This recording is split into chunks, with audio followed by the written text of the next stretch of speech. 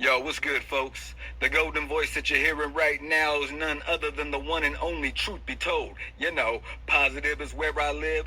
And the podcast that you're listening to right now is The E.I.T.H.R by my boy, D.Cal, my OG. So give it up and listen in.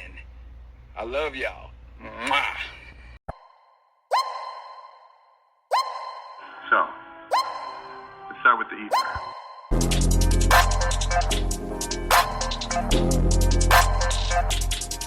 You're listening to the E.I.T.H.R podcast with D.Cal.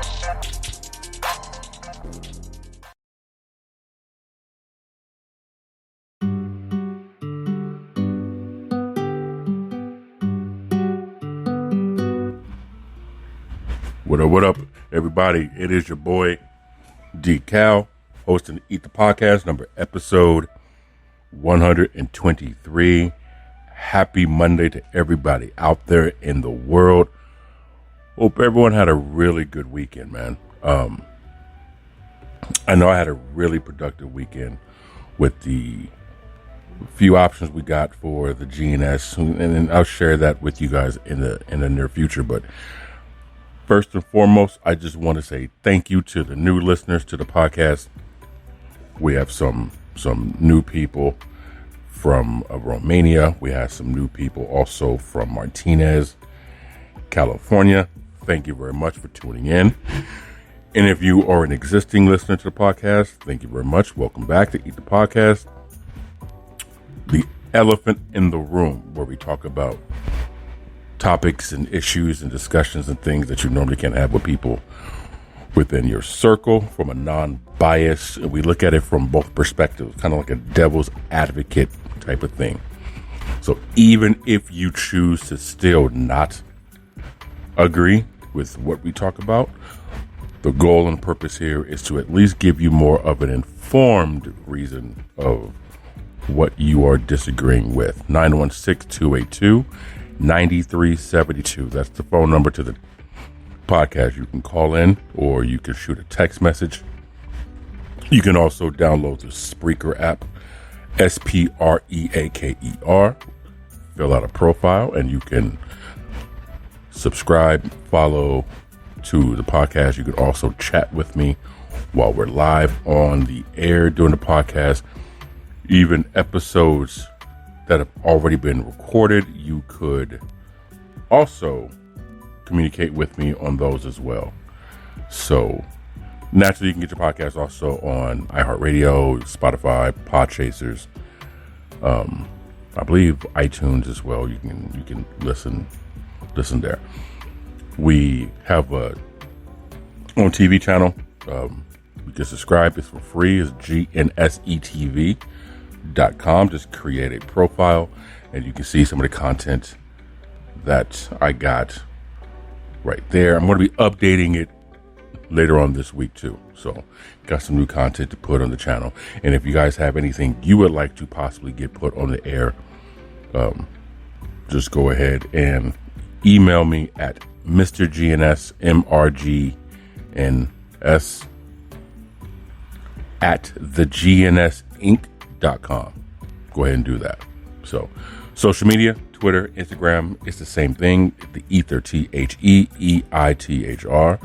Go ahead, give your boy a follow, like some posts, so on and so forth. So for those of you who listen to the podcast, this is going to be a no-brainer for you. But for those of you who are new to the podcast, what we do is we start this thing off with giving shouts out, and we also give inspirational and motivational, because I feel there's not enough positivity in the world that's being broadcasted. So as long as you listen to my podcast, you're going to get a little bit more of non-negative vibe from here. So what I want to do is I want to give a shout out to RTS. RTS, what that is Run These Streets. Run These Streets is my very own line of shoes. Italian leather, literally crafted and produced out of Italy. I just put on the new, released my very first sock runner. So it's on the website. You can go to runthestreets.net and you can see the 4 high tops or mid top shoes that I've made and designed and created already. And then you'll also see the running shoe right there. It's called the Cadence. It's called the RTS Cadence. So you'll see the RTSs, you'll see the RTS 16s, you'll also see the Ablaze, so on and so forth. So you'll see that right there.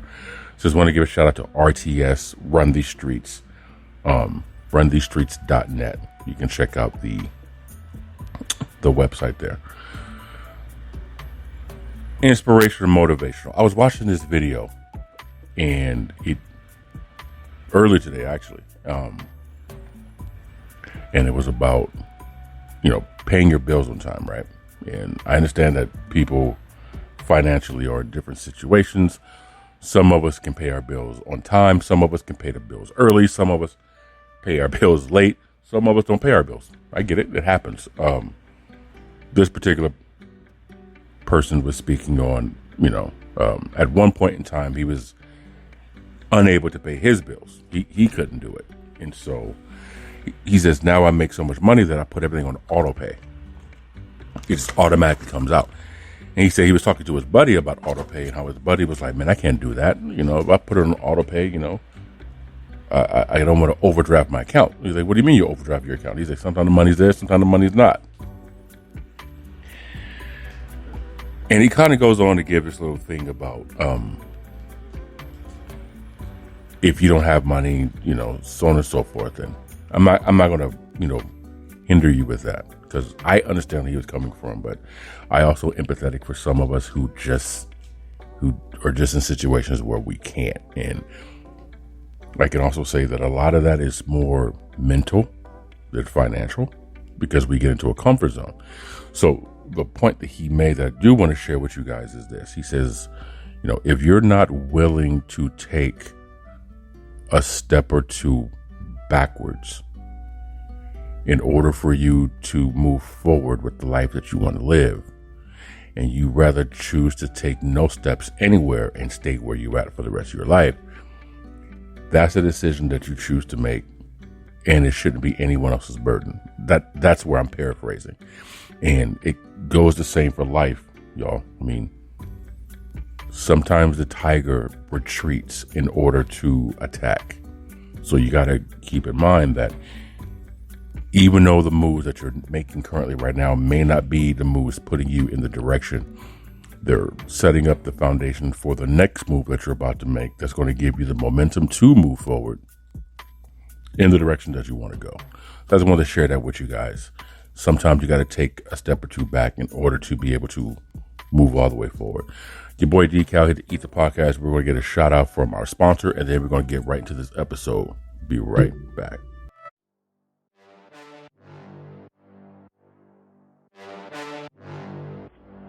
Crush all the struggles and pressures that get in your way, big or small, minor or major. We all are fighting demons that others do not know about. But it's how you handle it that makes it look easy. Shop at Mile.today. Again, Mile, MILE.today. Mile.today.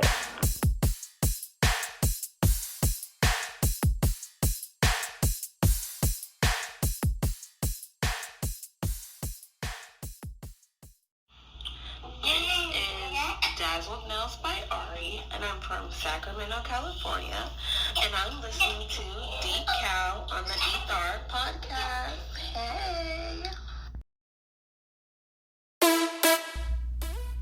All right, so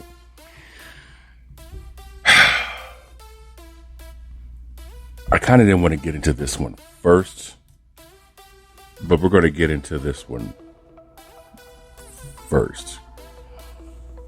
I know by now, you guys, especially if you're heavily on social media, you know about the KeKe Palmer situation, right?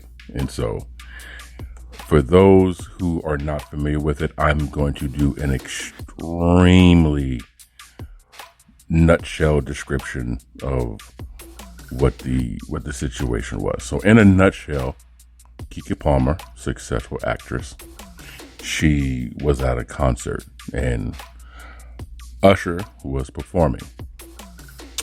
For those of us remember Usher Raymond, or if you're from the South, Usher baby. You remember homie partner dude, right? All right, so he was on, and KeKe had on this, we'll just say, extremely see-through outfit, and she was on stage.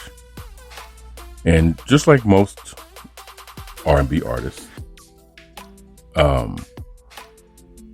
he was serenading her, right?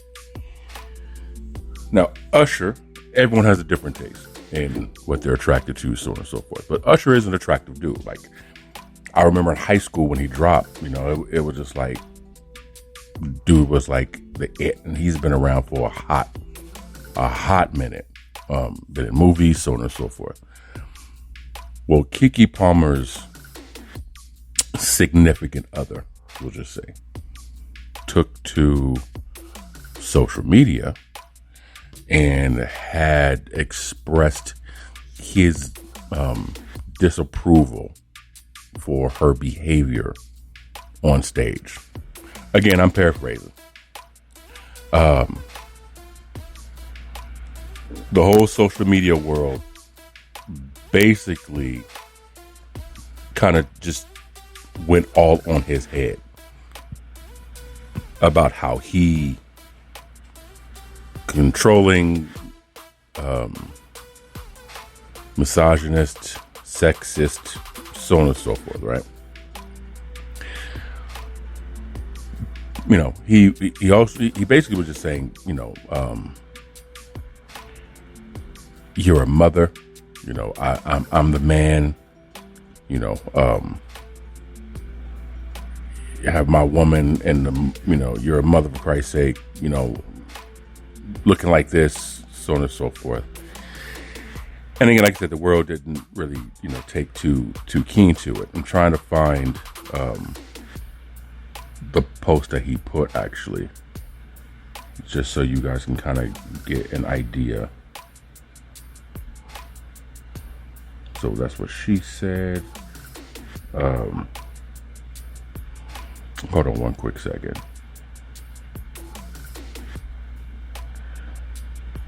So like I said, the whole social media world jumped on his face and kind of told him where he needed to go.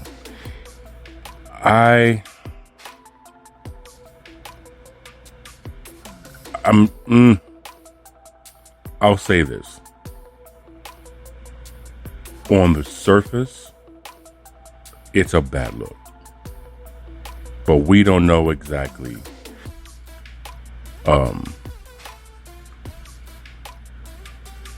we don't know him personally to know the tone of what he was saying, so on and so forth. Let me do this. What did KeKe Palmer boyfriend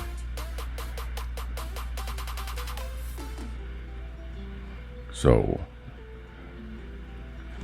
now I'm annoyed because now I got to read this to you. Okay, so this is what dude put. We live in a generation where a man of the family doesn't want the wife and mother to his kids to showcase booty cheeks to please others, and he gets told how much of a hater he is. This is my family and my representation. I have standards and morals to what I believe. I rest my case. That's what he put out to social media, was that.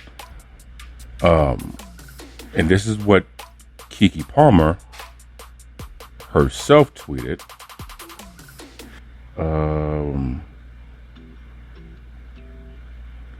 Something about she wish she would take more pictures. I wish I could find that one.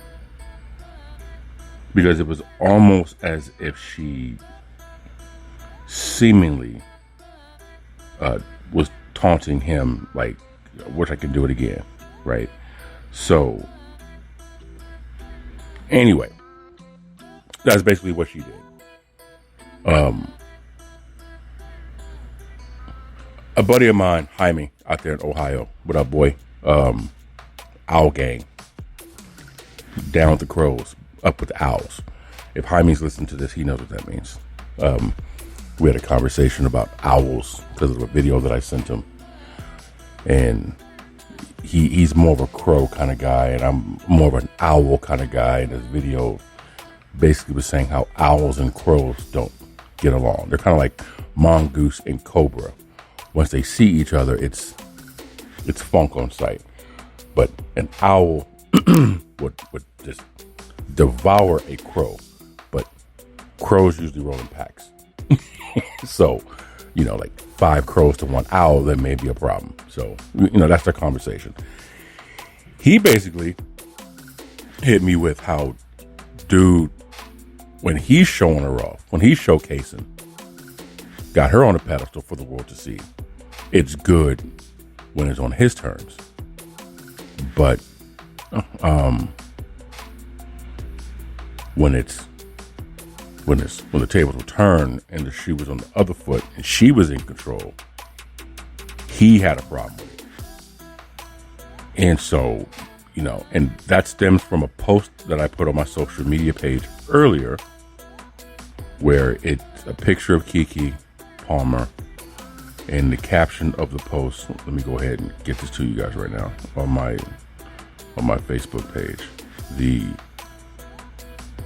It's a picture of her, and it says, hold on, I'm almost there. I don't believe in girlfriend and boyfriend. I'm single till I'm married. Let's just kick it, love. Right? And that's where my boy Jaime came in with the perspective of when it was on dude's terms, it was good. When it was not his terms, he's got a problem with it.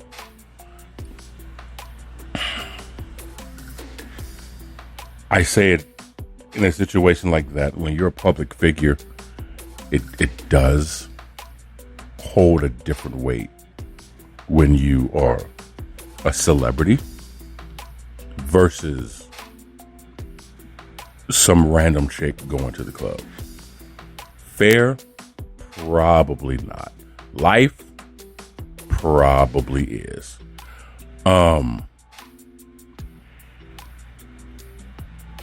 It is perspective though. And there's a video of KeKe that I also posted earlier of her basically saying, if your partner's going to cheat, your partner's going to cheat. Women said there's no good men out there. There's no loyal men out there. So because there's no loyal men out there, they almost expect their men to cheat. And she's like, everyone has a certain type of guy, and you know what kind of type of guy you like, and you know what type of guy you have. And so by their actions, by their habits, by their demeanor, you know what the deal is. So if you have that kind of partner, you accept that by default. But I can't say every person is the same, because they're not. You have to know what you're getting yourself into and whether you're going to accept that or not, basically. And you can kind of tell that video was an older video from back before any of this drama with the E.I.T.H.R concert thing took place. My thing is this. You pick that person. And to her point, you would know the habits of your partner. So therefore, you shall know or have a better understanding of the type of actions taken by your partner. Should she have done what she had done? It all depends on the conversation they had before she left the house. Right? If the conversation they had before she left the house was, nah, babe, you look good. Go ahead, girl, do your thing. I ain't mad. Have a good time with your girls. Hey, that's your baby. That type of thing. He's okay with what she's wearing. Now, her on stage being serenaded by dude, One, someone made a very good point. Usher's probably one of these artists that she grew up on idolizing, listening to growing up as a kid, as an adolescent, as a youth. Now she's an adult. She's on stage with someone that she idolized, and hey, celebrities get starstruck too. Maybe that was the case. She was starstruck by Usher. Him being an R&B singer, he's putting on a show. She's on the stage. She's part of the show. If you're in the entertainment world, I would think you understand that's part of the territory. That's part of the territory. You got to take that L as if you were taking the W. That's part of it. Should she have also been like, I can't do whatever it may possibly be that would trigger your partner, to trigger your partner, right?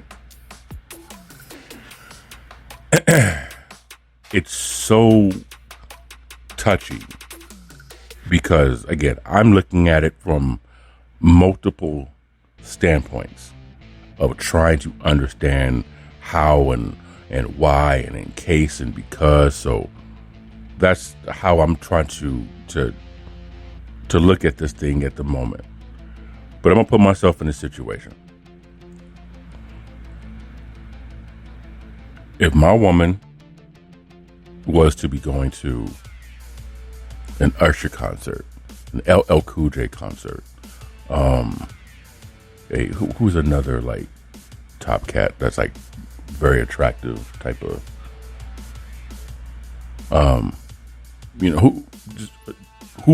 whatever. And she's going out with her girls, right? One, how am I going to be with my boys if we were going to like I'm not really into the kind of music, but let's just say a Lotto concert or a Ariana Grande concert.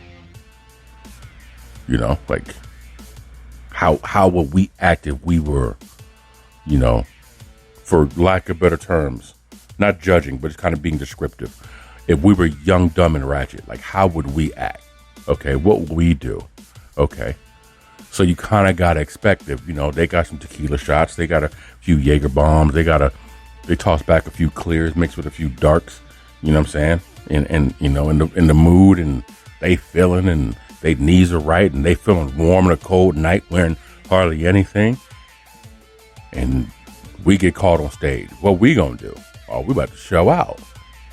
Okay, well, she's probably living for the moment too. I have to expect, okay, if that takes place, I have to put the judgment on her for her to know what line is not allowed to be crossed. And if I'm with the kind of woman who understands that line, I shouldn't have anything to worry about when she gets home, because I trust her. Yes, we are in a world of social media where, hell, man, the fact your name is attached to something negative can make people assume you did it or knew something about it or was possibly associated with it. So I get it. It's social media, right? I remember when me and an ex went to Keith's Sweat a few years ago. Maybe 05, 06. No, God, wasn't 05. 07, 08. And Keith called somebody from the crowd to get on stage. And, you know, old girl got on stage. And he was singing and serenading and doing this, that, and the third, and yada, yada, and blah, and more, blah, blah. And I can't remember if he told her to or not.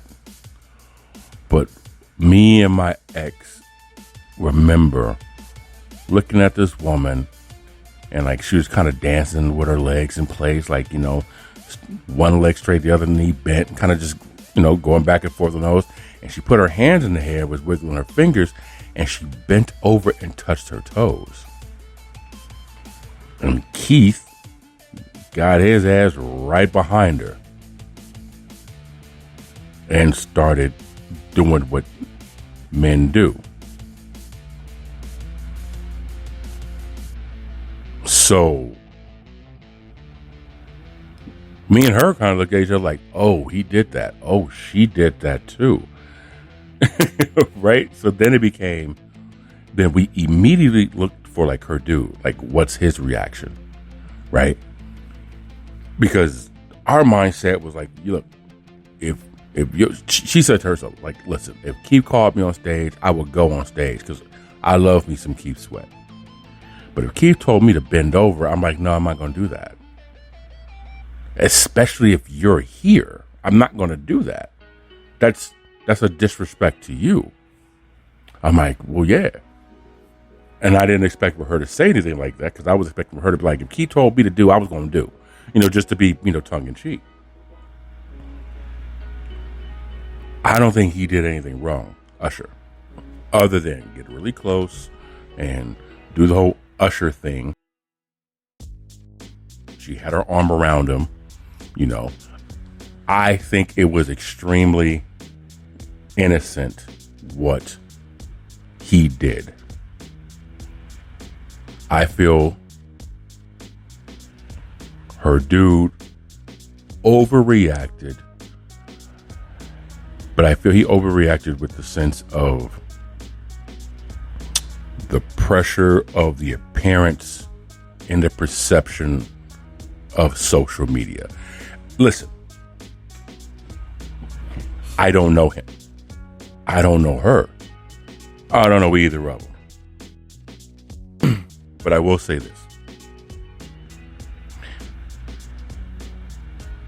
I can't really get upset if he thought to himself, again, I don't know dude, so I could be completely wrong. If he came with the mindset of this, all right, I'm going to get roasted if I don't do anything. So let me do something. Let me put some out there to at least make it seem as if, okay, I'm ahead of this. Because it's one of those things, you're damned if you do, you're damned if you don't. Right? I would like to imagine, had he said nothing, someone would have put his name out there and made him look as if she was doing something behind his back. And that goes to the conversation of, was he doing this because he was trying to protect his image as the man and kind of let the world know he wasn't okay with this to get ahead of that? Was it doing it out of insecurity? Was it doing it out of control? The beauty about it is we don't know. Only they do. Her comment, if this was her comment that I posted about, I don't do the whole girlfriend, boyfriend thing, you know, put a ring on it. If that was her who put that out there, you have to understand, you can't get mad if you do the family thing. And when it comes to doing the family thing, you don't know me. You right? It's kind of like this post I put like a while ago. I need a girlfriend to understand that I'm single. Right? It's that type of mindset. But you have to understand that goes both ways, yo. So if you the kind of person who want to be one of those poly relationships where you can come and go as you please, basically an open relationship, you need to say that from the rip. You need to say that from the jump. That needs to be expressed at the dribble, from the gate, from the start. Open relationship. That way there's no miscommunication. But you have to be able to do that with a person who you understand. They have the maturity and the understanding it ain't just you who's out in these streets. I'm out here too. If I see you, don't say nothing. You see me, don't say nothing. Understood, this ain't your time. I think in the social media world, so many of us, we post and broadcast everything. If you're going to have an open relationship, the best thing for you to do is not follow each other on social media. Human nature is going to happen. And that human nature is someone's going to want to see a post, or more likely, someone's going to be scrolling and they're going to come across your post and get mad because they're going to feel threatened. Yeah. Probably best, if you're going to have an open relationship, don't follow each other on social media. That way there is no questions that need to be answered by someone who shouldn't be asking them. What's your thoughts on that? I went a little longer than I really wanted to on this topic, but I kind of got in deep with it just because, one, I had to kind of find the wording to give it to you guys the proper way. But two, I feel people want to have open relationships. It's just traditionally they're used to monogamous ones. So if you want to have an open monogamous relationship, you need to say that. And the way an open monogamous relationship works, ladies and gentlemen, is you can see whoever the hell you want to see. You just choose to be with each other. It's kind of like, psychologically, the open lets everyone know I can do what the fuck I wanna. But the monogamous also reminds you, I can't. Right? But listen, in all truthfulness, man, just have an open relationship. Just do that. Have it open, and if your partner wants to go ahead and make that next move and you're okay with making that next move, go from there. But you can't, in my opinion, you can't have a monogamous relationship with open relationship boundaries and expectations. Well, boundaries, yet expect to be monogamous. That's too many mixed signals on one road. Stop. Just stop. That's my thing. What say you guys? What do you think? What's your opinion about the KeKe Palmer drama, as I put it? Or do you clearly just don't give a shit? All right, so the next thing I want to get into real quick,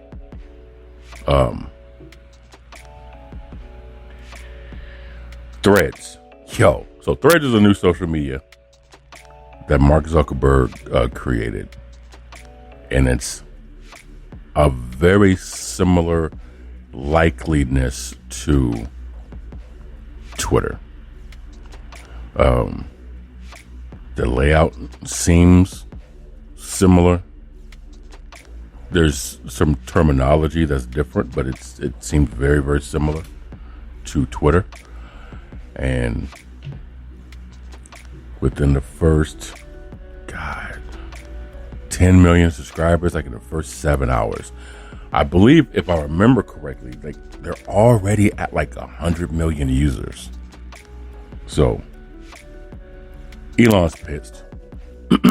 He's pissed. He wants to sue the attorney that got him to buy Twitter.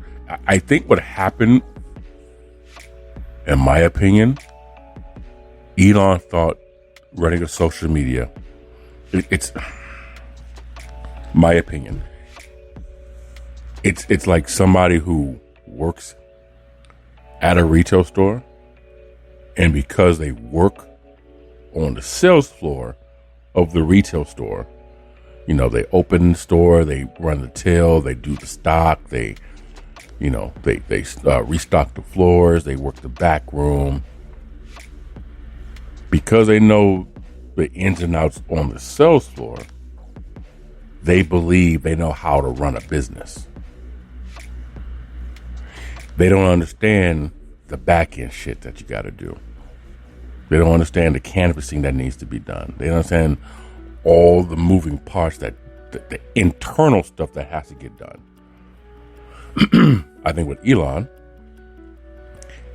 he was having a great time on social media, took what he thought to believe to be a simple platform, purchased it, and realized, oh, so you can do this. No, you can't. Oh, so you can do that. Yes, you can. But, and realize, okay, I thought it was what it was, but it ain't. So now I got to rethink some more. And here you got Mark Zuckerberg, who, in my opinion, is similar to Musk, just on a social media versus a artificial intelligence aspect. Saw an opening to a weakness and took advantage of it. This is like how billionaires fight. They don't fight fist and cuffs. They don't fight hands and feet. They don't fight that way. What they do is, I'm going to create something similar to rival yours and crush your establishment. And when you're on the brink of collapse, if you guys ever seen the movie Wall Street, Money Doesn't Sleep, with Shia LaBeouf, Michael Douglas, it's like when Lou Zabel's business was collapsing, Bretton Woods came in and bought it for $2 a share. And it was a stock company that was going like $80-$90 a share. Again, this is in the mid 2000s. So money was a little bit different back then. That's probably equivalent to a couple $100 nowadays. But back then, $80-$90 a share, if I remember correctly. $2 a share. And then they negotiated it to $3 a share, and that's where it agreed upon. So it's almost, in my opinion, again, I'm not there, they're waiting for Twitter to get to such a bad spot.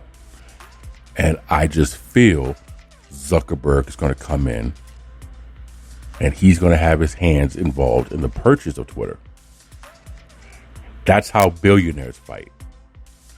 I'm going to run you down and then buy your livelihood. So the person you despise the most is going to own what you cherish. And you have to live with that, no matter where you go. That's what I think is about to go down. Threads is cool. It takes some getting used to.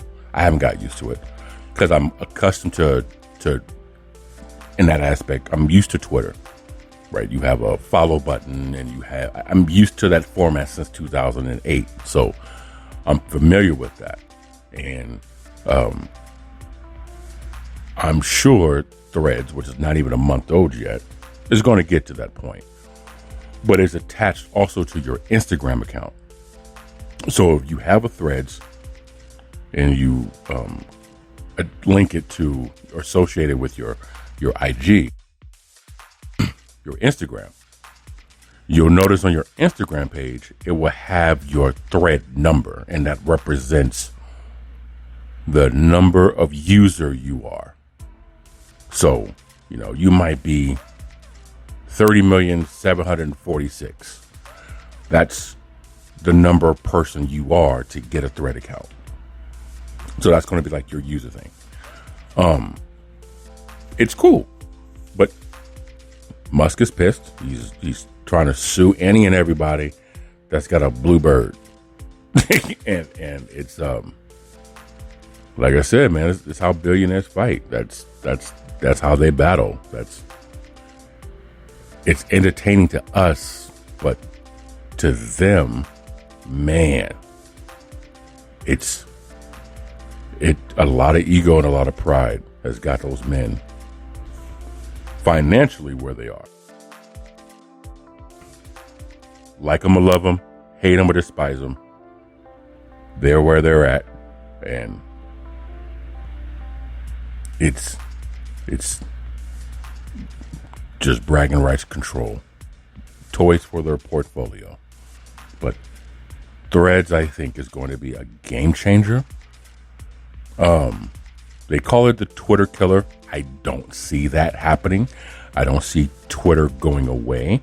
I do see Twitter being reacquired down the line. I see that. But I don't see it going away.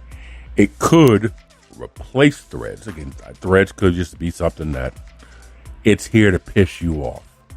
Okay, you have no more? You out of gas? Nowhere else for you to go? I'm going to buy your Bluebird.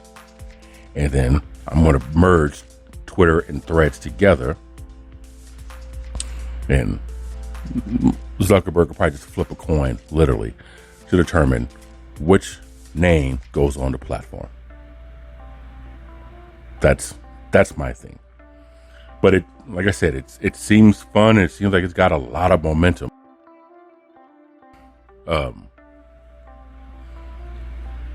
In my Bane voice, let the games begin, because I don't think this is the end of the skirmish between these two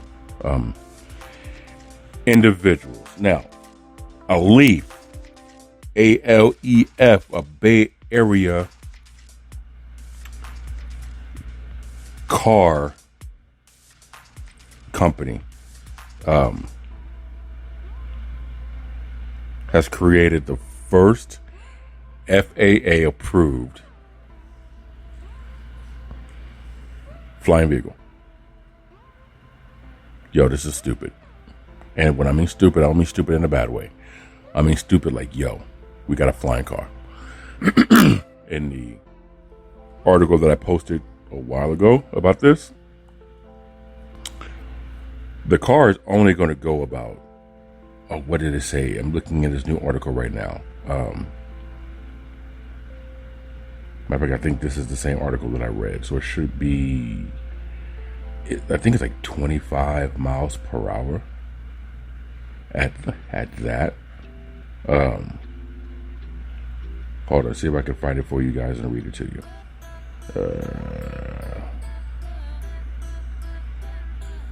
Nope, that's not it. But I think it's, if I remember correctly, flying, you'll get fuel for about 100 miles. Flying was 200, I think. Driving was like 100.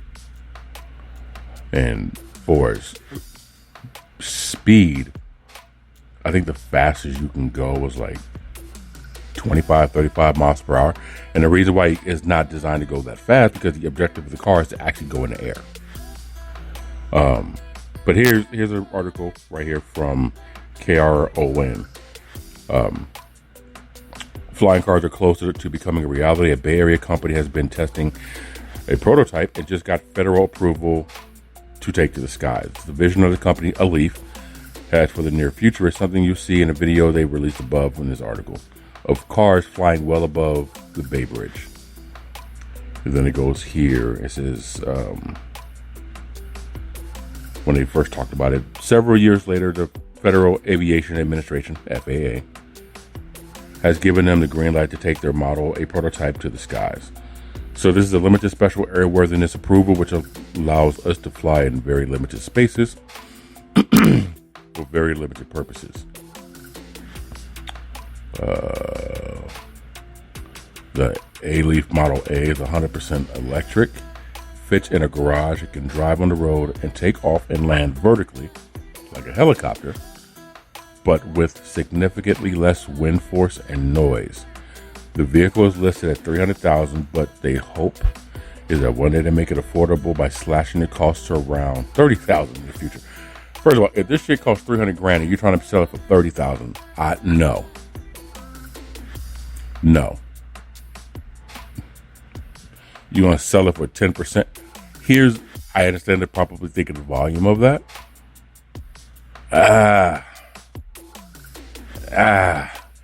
That just means some corners are getting cut to make it worth the while. Right? Think about it this way.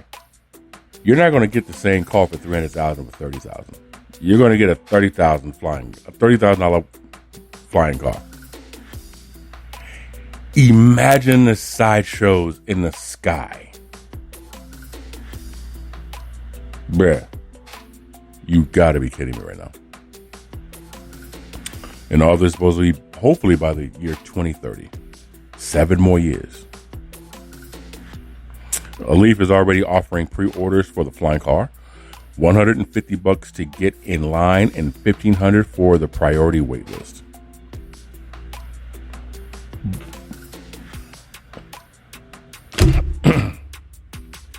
You're going to have sideshows in the air. That's going to be scary. Yes, it's the takeoff and the landing, just like a helicopter. I get that. 100%. How many of us, if you're listening to this podcast, raise your hand. When your gas tank is on empty and someone looks and says you need to get gas and you look over and say, I know my car. You know what I'm talking about? Right? Your gas light is on. The digital indicator is blinking. But you know you got at least another 7 miles worth of gas left. What happens when electricity gets low? Because you forgot to charge it. Or it just didn't charge properly. Like a cell phone, right?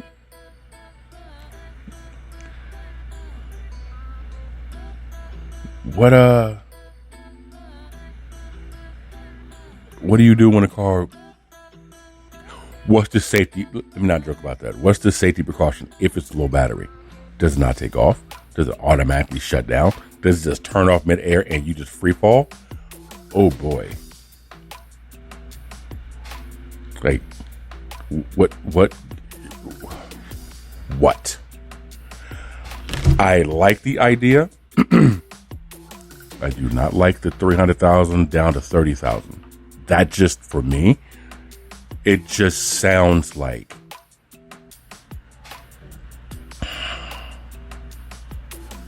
someone put this shit together last minute and put it out on the road to drive or to fly.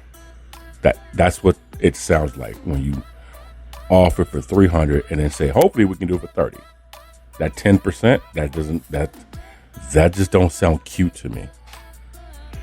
That sounds like a bad idea. I love the idea that we're getting flying cars though. That's pretty cool. And by 2030, 2035, they're going to ban the sales of combustible engine vehicles. So by 2030, 2035, around this time where this is supposed to be released for the public, gas cars are no longer going to be sold. And that's just crazy to me, man. I don't like it. I don't like it. I understand from a financial perspective, an economic perspective, the electrical cars is great because, you have a couple of manufacturers or designers here in California. You got a place out in Nevada that builds it. So it's American technology. I get that part. Also, you're cutting, having to use fuel from foreign countries. So you're literally taking more control over the resource of the vehicles. Makes complete sense. However, when charging all the... What's gonna... Yo. Sacramento, California. San Francisco, California. Pacifica, California. Vacaville, California. I'm just speaking on these places because I know them well enough. Remember a few years ago when it was stupid ass hot? Like hot for no... God, like the devil was blowing his breath on your city. Remember then? Hey, yo, Napa, remember when you guys got so damn hot? You had blackouts? Generators overheated because it was so hot? Okay. Now you're going to have vehicles that require electricity that needs to be charged.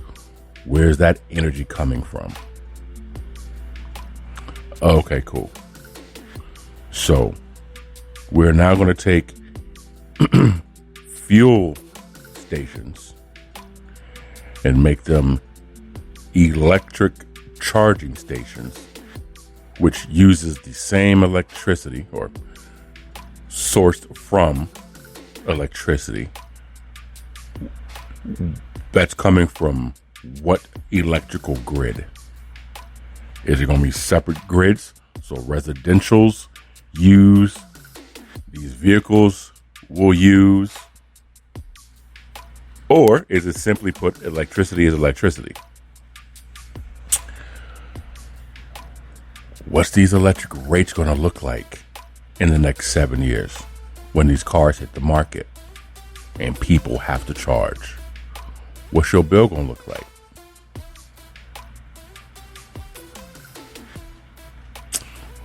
What is the insurance going to look like of having a aerial vehicle? Are you going to need a permit for your home? Ooh, is your house going to need to be insured? For those of you who have HOAs, for real? You don't think that shit's gonna change? Okay. So now there's gonna possibly be residential restricted airspace. I know I'm making stuff up on this podcast right now, but don't you think these are things that possibly are going to come to light eventually? No? You don't think so? I do. I do. Imagine that. Just imagine it. You're going to have restricted airspace in your neighborhood because you got a flying car. You can't tell me that that's not going to be an issue. I don't care who you are.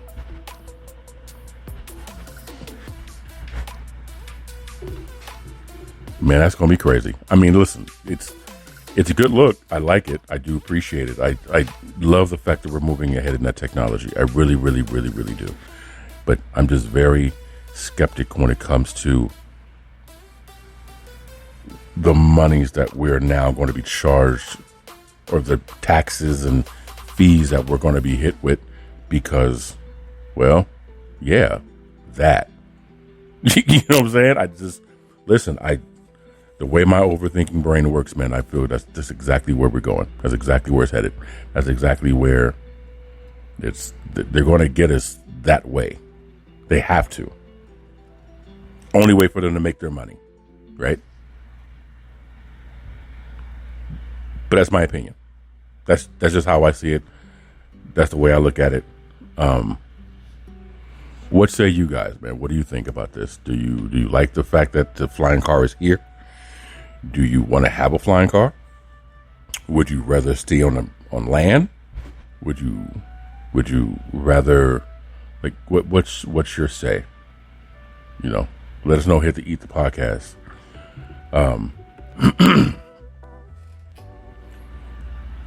Last thing I'm gonna talk about. There was a DoorDasher who got fired because he cussed out a customer for not giving him what he felt was an adequate enough tip. Let me tell you something. Gratuity is gratitude. It's not an obligation. And I get it. But you know what's funny too, in my opinion? A lot of the people who are complaining and bitching about not getting tips on deliveries, these are also the same people who refuse to tip waitresses and waiters at restaurants because they figured it's your job. Give me good service and I'll tip you. And I think I said this on the last episode. A lot of people have this mindset of tipping because at their job, they don't receive gratuity. They receive a salary or they receive an hourly rate at their job. So gratuity is something is foreign to him, her, or them. So when it comes to giving gratuity to somebody, they're not really about that life because it's not normal to them. And the money that they do have, it's only disposable enough to take care of the food bill for what they ordered. They don't have enough to give to somebody else because they need to hold on to that money to whenever their next check comes. And I get that. I 100% get that. But you can't bitch at somebody who's in the service industry about not getting tips, and then you go out and bitch about it because, well, they don't have to worry about gas. No, but they still got to worry about their rent. They still got to possibly worry about their child care. They're trying to supplement so that way their spouse or their significant other or their domestic partner doesn't have to feel the financial burden of taking care of the house. Everyone here is struggling. Listen, man, we're all trying to put it together with spit and scotch tape. So the last thing you want to do is to short somebody else so your money can be a little bit longer. Like, that's not how it should work, right? That's just not how it should be. Now, in addition to anyone who orders DoorDash, I feel for you. The Dasher, listen, he, she, or they are bringing you your order from point A, wherever that is, to point B, wherever you are. They're possibly even leaving it at your door. All you gotta do is get up from wherever you are to go to your front door, whatever that is, and grab your bags, whatever that might be, and bring them inside your house. So yes, a gratuity would be nice, and I can guarantee you this: if you tip your driver well, they will take care of your order, because it's almost an incentive for them to be like, oh, she tipped. You know, they could tell by the distance and by the money that there's a nice little tip in there. Get excited, man. We kind of like, now it's like, okay, I got to take care of this, because it's a dollar amount that's making me feel this is going to be worth it. So they're going to make sure. But trust me, if it's like a $3.25 for 3.7 miles, your Dasher is going to take that bag and toss it in whatever seat it gets tossed in. And he's going to put it wherever it lands when they deliver it. But if that same order had an extra $5 tip on it, they're going to take that bag. They're going to make sure it's set down securely in the seat, somewhere flat. They're going to make sure the drink is not forgotten in their car. They're going to make sure that it's set exactly where you noted it by your door, and take a picture and knock or follow the instructions. If you do DoorDash and you're listening to this podcast, understand something, man. Look, me and Delivering with a Purpose, we were having a conversation last week. DoorDash, I can't say for any other service company out there. That Prop 22 that we have, that Prop 22, they made that into a fee. So the consumers don't always have the funds to tip you because they got to pay, in my Joe Biden voice, 75 million, billion, trillion, $150,000 in fees. Sometimes the receipts aren't itemized, but we saw a receipt that was itemized. And there's a delivery fee, there's a service fee, there's a Prop 22 fee. Customers are getting charged a fee because delivery companies, again, I'm only speaking for DoorDash because it's the only one I've seen, have to pay the delivery drivers a fair wage. Yo, everybody out here is trying to make it, dog. Everybody's trying to make it. So, listen, if you accept an order that doesn't have a gratuity to it, try to understand that gratuity got ate up by the fees the customer had to pay. If you are a consumer and you got some disposable money that you can't afford to give to your driver, understand it, guys. The gas prices, the orders are so scarce in between now because there's so many people out there that your driver, he, she, they, hey man, they trying to make it too. And I know there's a lot of places being quote unquote renovated, so rent's going up. And everyone's trying to figure out how to pay bills. So, listen, you ain't got money, walk outside, give your dasher a bag of chips and say, listen, I ain't got no money, but here's some Lay's. Here's a soda. It's hot outside. This I kept in the freezer until you got here. This is the best I can do. That effort of humanity and empathy, I honestly, truly believe will make it to where no one gets cussed out on the next delivery. It's your boy D-Cal, the E.I.T.H.R podcast. Thank you very much for your time. Social media, the E.I.T.H.R, GNSETV.com. Free subscription. Please go sign up. RunTheStreets.net. Check out the cadence. Love y'all, and we out. See you next time.